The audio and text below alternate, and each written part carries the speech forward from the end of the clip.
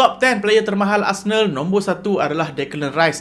Declan Rice join Arsenal daripada West Ham. Dalam total dia berharga 105 juta pound, 1 juta pound campur 5 juta pound in and ons. So Arsenal beat competition daripada Man City lah untuk mendapatkan Declan Rice ni. Declan Rice adalah player yang sangat-sangat talented dan multiple season dah main bersama West Ham. Kita boleh nampak ability dia sebagai seorang number 6 dan juga defensive midfield untuk West Ham. Musim pertama dengan Arsenal memang dia main sebagai CDM, tetapi selepas parti back into fitness, Arteta menambah dimensi lah dalam game Declan Rice ni, convert Declan Rice menjadi seorang left eight. Di West Ham kita nampak version of Declan Rice yang banyak buat tackle, banyak buat interception, buat coverage padang yang sangat tinggi, dan juga ability dia untuk carry bola daripada bawah naik ke atas. Masuk ke Arsenal, Declan Rice dah improve dah in term of playmaking ability dia. Hantaran bola dia sekarang sangat-sangat cantik. Dia adalah king of set piece untuk Arsenal lah. Hang nampak macam mana dia ambil corner untuk Arsenal, sangat-sangat bahaya. Dia juga ada ability untuk shoot daripada long range. 2 gol free kick dia score against Real Madrid. Dia score gol sangat jauh daripada West Ham. Lawan Chelsea pun skor daripada jarak jauh.